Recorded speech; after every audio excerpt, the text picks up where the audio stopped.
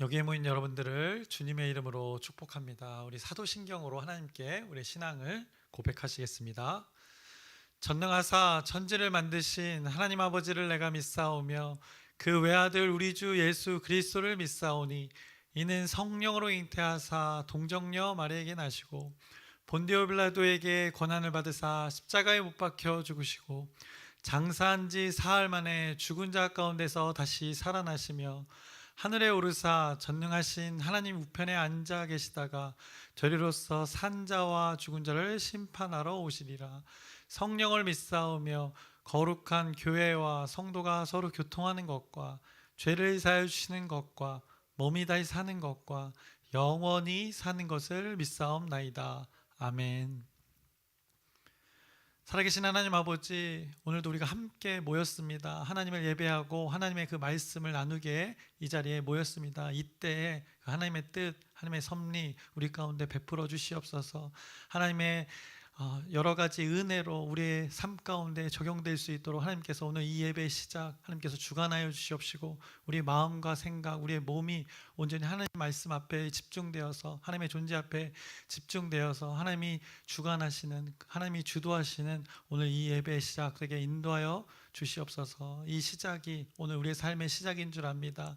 믿음을 고백함으로 시작합니다. 이때 하나님의 뜻, 하나님의 원하심대로 온전히 이뤄가 주시옵소서. 우리의 힘이 아니라 하나님의 힘을 의지합니다. 성령 하나님의 힘을 의지합니다. 말씀의 능력을 의지합니다. 이때 하나님께서 이뤄가 주시옵소서. 예수님의 이름으로 기도드렸습니다. 아멘. 함께 찬송가 23장 찬양하시겠습니다. 새 찬송가 23장입니다. 만입이 내게 있으면 함께 찬양하시겠습니다.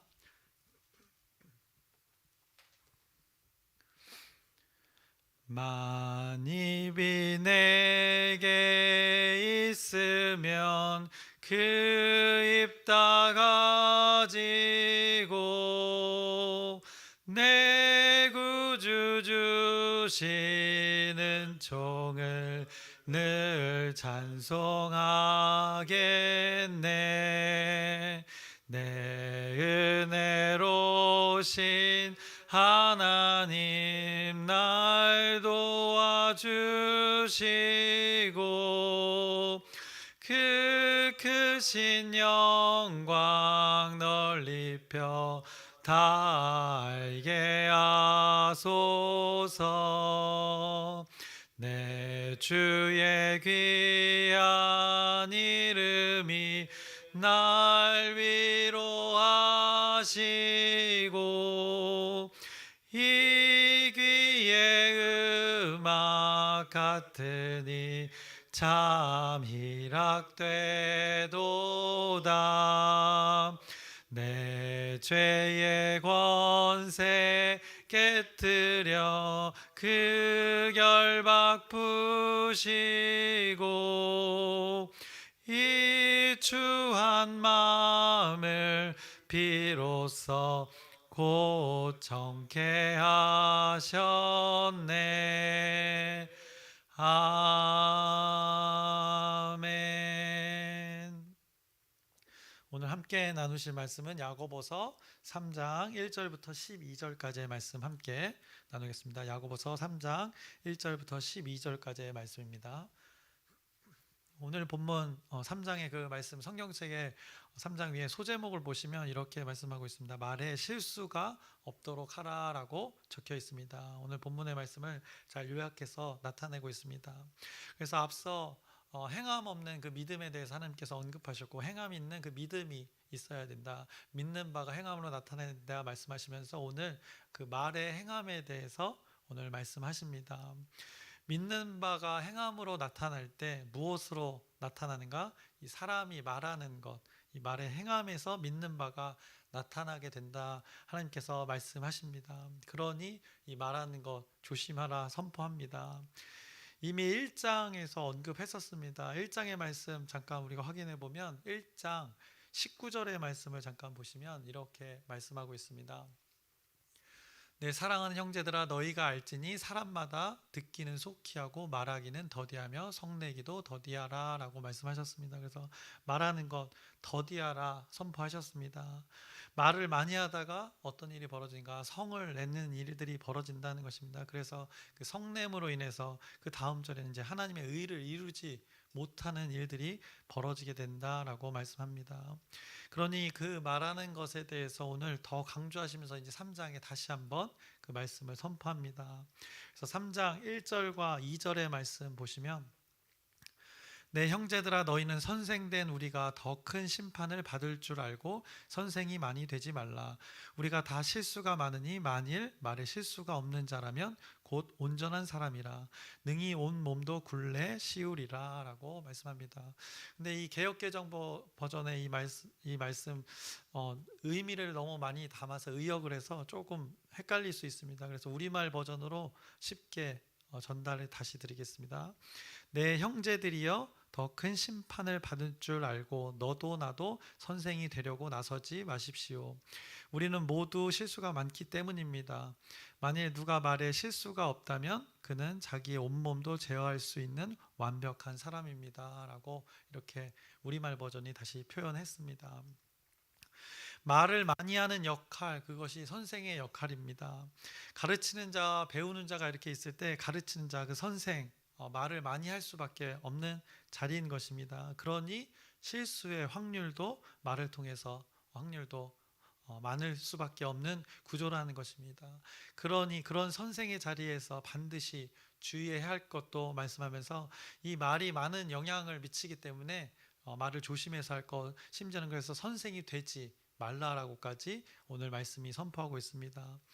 그래서 1장에서 언급했듯이 말을 더디하라 라는 말씀을 강조하기 위해서 오늘 3장에서는 선생이 많이 되지 말라라고 오늘 1절에 이렇게 강조하고 있는 것입니다. 그러면서 3절에 이렇게 말씀합니다. 우리가 말들의 입에 재갈 물리는 것은 우리에게 순종하게 하려고 그 온몸을 제어하는 것이라 라고 말씀합니다. 다시 우리말 버전으로 보면 우리는 말들을 길들이려고 그 입에 재갈을 물려서 말들을 다 끌고 갑니다 라고 말씀합니다. 그래서 말을 하는 것에 대해서 우리가 사람의 말 하는 것에 대해서 이 동물의 말 키우는 것 그것에 비유해서 말씀해 줍니다. 말을 키우는 것을 보면 말에 무엇을 물리는가? 재갈을 물린 것입니다. 왜냐? 그 큰 몸짓의 그 말, 힘 있는 그 말을 컨트롤하기 위해서입니다. 말의 힘이 어마어마합니다. 그래서 과거에 우리 물리에서 힘을 계산할 때 이 마력이라는 단위를 예적부터 사용했습니다. 큰 힘의 단위를 계산할 때 이 말의 그 동물 말의 힘이 기준이 되었던 것입니다. 그런데 말이 이렇게 힘이 센데 그 힘센 말을 컨트롤하는 것, 통제하는 것이 무엇인가? 바로 입에 물린 이 재갈이라는 것입니다. 그래서 실제 동물의 그 입을 보면 이의 구조를 보면 앞니가 있고 송곳니가 있고 그리고 어금니가 있는데 이 송곳니와 어금니 사이에 이 빈 공간, 치간이 있습니다. 사이에 공간이 있는 것입니다. 사람은 치열이 고르게 다 붙어 있는데 이 말은 이 송곳니와 어금니 사이에 이 10cm라는 공간이 있습니다. 그 공간에 이제 이 재갈을 물리는 것입니다. 그래서 그곳에 재갈을 물려 자극을 주면 어떻습니까? 잇몸 아주 예민한 부분입니다. 그래서 말이 통제가 되는 것입니다.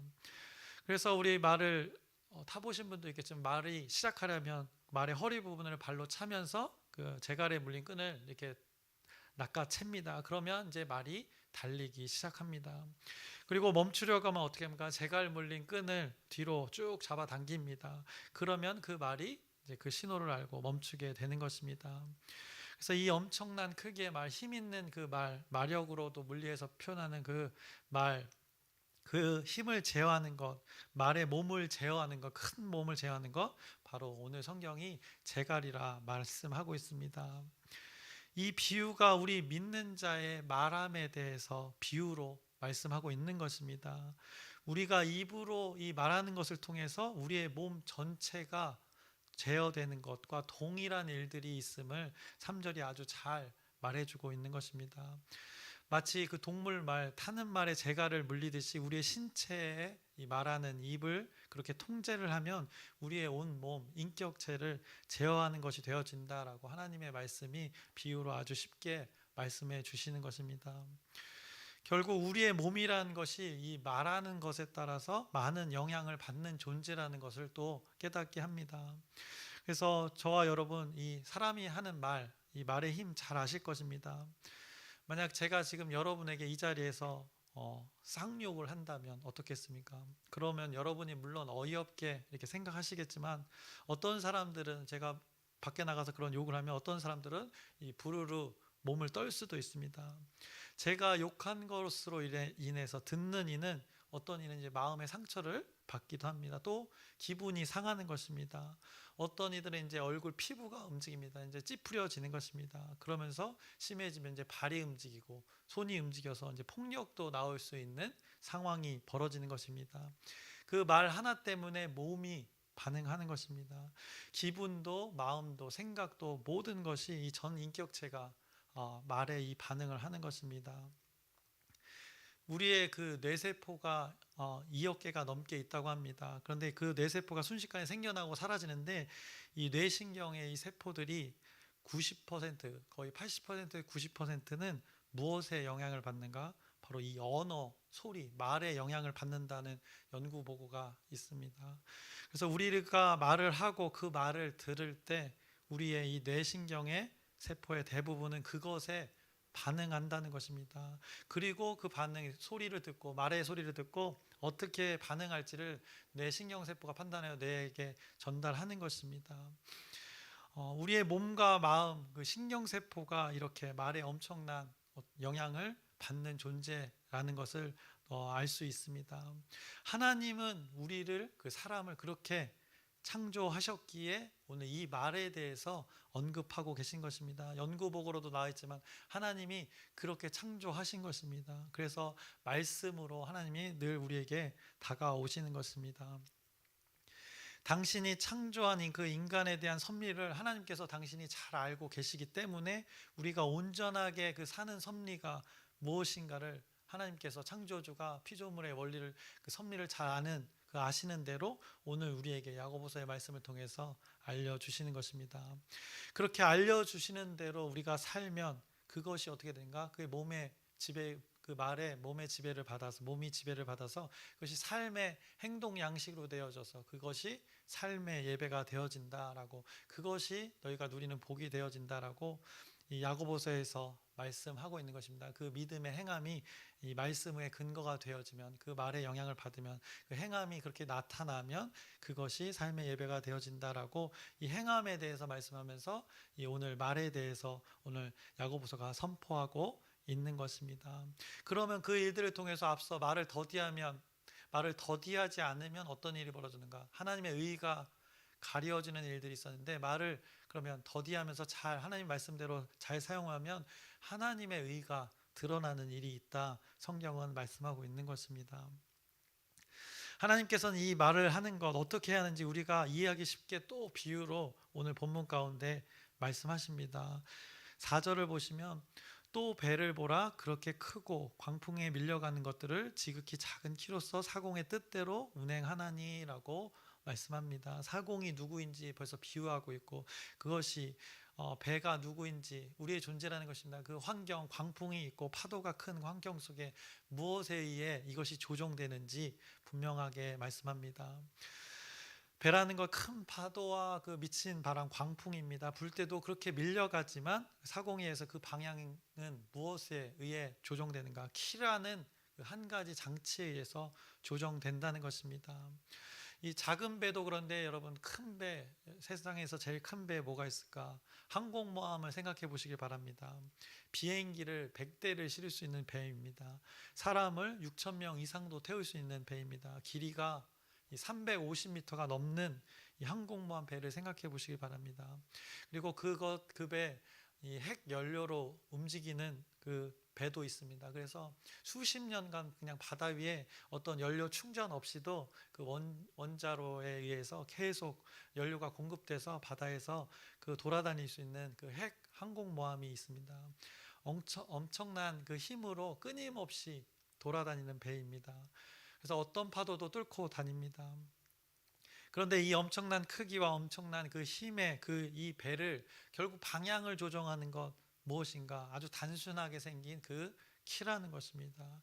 이것이 이 키가 이 항공모함 큰 배의 방향을 결정하는 것입니다. 이 큰 배의 방향을 결국 통제하는 것이 바로 많은 영향을 주는 것이 키라는 것입니다. 이 키가 우리 몸에서 무엇인가? 바로 우리 입의 그 혀라고 오늘 성경이 말씀하고 있는 것입니다. 그래서 5절의 말씀 보시면 이와 같이 혀도 작은 지체로 돼 큰 것을 자랑하도다. 보라 얼마나 작은 불이 얼마나 많은 나무를 태우는가라고 우리의 혀로 이 말을 하는 것을 통해 우리의 몸의 삶에 엄청난 그 영향력이 주어지니 정말 조심하라는 것을 이렇게 말씀하고 있습니다. 보라 얼마나 작은 불이 얼마나 많은 나무를 태우는가라고 그 작은 몇 마디의 말에 그 말이 큰 영향력을 준다는 것을 말씀하고 있습니다. 그러면서 6절입니다. 혀는 곧 불이요 불의의 세계라. 혀는 우리 지체 중에서 온몸을 더럽히고 삶의 수레바퀴를 불사르나니 그 사르는 것이 지옥불에서 나느니라 라고 말씀합니다. 혀가 온갖 것을 이렇게 더럽힌다라고 전하고 있습니다. 그 혀의 말로 우리 인간의 삶에 엄청난 영향을 준다라는 것을 계속 강조하고 있는 것입니다. 그래서 먼저 하나님께서 말을 더디하라 말씀하셨는데 말을 더디하지 않고 나불나불 되는 것에 분명 이 엄청난 더러운 것이 안 좋은 영향을 이 사람과의 관계 속에 사람에게 미친다라고 말씀하고 있습니다. 그래서 지옥불까지도 언급을 하고 있는 것입니다. 이 사람의 혀라는 것, 우리가 말하는 것, 이 통제하는 것이 쉽지 않음을 이어서 이 7절과 8절에 말씀합니다. 여러 종류의 짐승과 새와 벌레와 바다의 생물은 다 사람이 길들일 수 있고 길들여 왔거니와 혀는 능히 길들일 사람이 없나니 쉬지 아니하는 악이요 죽이는 독이 가득한 것이라 라고 이 사람의 혀가 얼마나 무서운지를 말씀하고 있습니다. 그래서 사실 우리가 뉴스만 봐도 많이 목격합니다. 뉴스에 끔찍한 그 살인 사건에 대해 전할 때가 있습니다. 그 살인 사건의 발생의 시작을 보면 이유가 무엇입니까? 보면은 이 말다툼이 되는 것입니다. 말의 다툼이 이 사람의 생명을 앗아가는 일들의 결과까지 벌어지게 된다는 것을 우리가 쉽게 또 접합니다. 그곳 말다툼으로 시작된 그 살인의 현장, 지옥이 되는 것입니다. 그 잘못된 말의 시작이 지옥의 그 결과를 맞이하게 되는 것입니다. 그래서 말이라는 건 엄청난 그 힘을 가졌다는 것을 다시 한번 이 말씀이 깨닫게 하는 것입니다. 그러니 하나님은 그 힘을, 그 말의 힘을 통제할 수 있는 그 혀에 대해서 신신당부하는 것입니다. 믿는 자들에게 이것을 말씀하고 있습니다. 제발 말하는 거 더디해라. 심지어는 선생 안 해도 되니까 말 조심해라 라고 선생이 되지 말라라고까지 말씀하는 것입니다. 마치 동물의 그 말에게 물리는 재갈을 물리는 것처럼 우리도 그렇게 믿는 자들도 그렇게 강력하게 이 말에 대해서 통제를 당해야 되고 조절해야 됨을 선포하는 것입니다. 이것이 누구에게 이 말씀이 전해졌는가? 흩어진 자들에게, 핍박받는 자들에게 충분히 주장할 수 있습니다. 억울함을 당하는 것, 그때 내 입으로 그 억울함을 주장할 수 있는데 하나님께서는 그때 앞서 여러 베드로 전서와 이 뒤의 말씀과 야고보서 처음의 시작 말씀, 이 참음이라는 것, 그것을 통해서 말을 제어하라는 것을 오늘 이것을 삶의 방식, 그리스도인의 삶의 방식이다라고, 이것이 하나님의 최고의 법이다라고 앞서 말씀드렸던, 우리가 나누었던 그 말씀과 계속 맥락을 같이 하는 것입니다. 우리 스스로 주장할 수 있는 것, 그것은 세상의 가치가 되는 것입니다. 그 세상에서 말하는 최고의 법이 있습니다. 억울함 그냥 호소하라는 것입니다. 당당하게 입으로 맞서 싸우라는 것인데, 오늘 믿는 자의 삶의 방식, 이렇게 구별되어야 됨을, 이렇게 지혜로워야 함을, 그 말의 통제함을 통해서, 조절함을 통해서 하나님의 말씀이 선포하고 있습니다. 혀를 잘 통제해서 잘 다스려서 무엇을 해야 되기 때문에 이렇게 통제하라고 말씀하시는가? 결국 우리의 입을 통해서, 우리의 말을 통해서 하나님이 말씀하신 일, 하나님이 하셨던 그 살리는 일들을 해야 된다는 것입니다. 생명을 살리는 일들을 하라고 준 것이 우리의 혀이기 때문에, 그 기쁜 소식을 전해야 하는 우리의 혀이기 때문에 그것을 잘 다스리고 관리해야 할 것이다 라고 오늘 이 말의 중요성에 대해서 오늘 선포하고 있습니다. 그런데 우리 혀를 사용하는 것을 보면 어떤가? 9절에 말씀합니다. 이것으로 우리가 주 아버지를 찬송하고 또 이것으로 하나님의 형상대로 지음을 받은 사람을 저주하나니라고 말씀합니다. 그 혀로 하나님을 찬송도 하지만은 그 혀로 하나님의 형상대로 지은 존재를 죽이기도 한다는 것입니다. 그러니 이 원리를 봤을 때는 살리고 죽이고 하는 것이 우리의 혀를 통해 이루어짐을 말씀하고 있습니다. 그래서 우리가 흔하게 비유로 하는 것, 그 칼의 비유 있습니다. 칼이 있는데 그 칼이 의사의 손에 들리면 생명을 살리는 일이 됩니다. 그런데 강도에게 들리면 생명을 앗아가는 일들이 되는 것입니다. 그러니 말이라는 것, 우리의 혀라는 것, 이 하나님의 창조에 대해 하나님이 창조하신 대로 지은 바대로 사용하는 것이 옳은 것이다라고 분명한 그 기준을 오늘 야고보서가 말씀하는 것입니다. 그래서 혀의 원래 의도는 하나님을 찬송하기 위함이라는 것을 여기서 언급하는 것입니다. 우리가 말한다는 거 생각해 봤을 때 우리가 이렇게 내가 마음대로 이야기할 수 있으니까 내가 통제할 수 있고 내가 말한다는 것이 전적인 나의 당연한 권한인 것 같지만 그 권한을 통해 하나님은 무엇을 말하기를 원하셨는가? 우리에게 자유의지를 주셔서 하나님의 영광을 고백하는 입으로 너희들이 함께하는 자들과 그 하나님에 대해서 고백하기를 원하셨다는 것을 여기에 잘 담아서 선포하고 있는 것입니다. 그래서 우리가 인간들끼리 사람들끼리 서로 소통할 때 그 혀로 하나님이 말씀하신 가치관들을 나누라고 그 혀의 권세, 그 힘을 허락하셨다는 것입니다. 그러니 그 힘을 잘 사용해야 된다는 것입니다. 혀의 말로 상대를 살리는 그 놀라운, 어떻게 보면 재창조의 일들을 하라고 우리에게 말할 수 있는 권한을 또 힘을 주셨다라고 오늘 성경이 말씀합니다. 그냥 뚫린 입이라고 내 몸에 붙어있는 내 몸의 일부이니까 내 혀이니까 내 마음대로 할 수 있다라고 생각하는 것이 이 세상의 가치관인 것이고 우리 인간들의 생각인데, 하나님은 우리의 몸, 우리의 무엇을 위해 쓰임 받아야 하는 존재인지를 성경 곳곳에 오늘도 또 말씀하고 계시는 것입니다. 그래서 10절에 이렇게 말씀합니다. 한 입에서 찬송과 저주가 나오는도다. 내 형제들아 이것이 마땅하지 아니하니라. 창조의 목적대로 너의 입을 사용해야 됨을 계속해서 말씀합니다. 우리 위해서 나오는 말 두 가지, 찬송과 저주, 이 두 가지를 위해서 만들어진 입이 아니라는 것을 말씀합니다. 입은 한 가지 이유로 만들어진 것이다.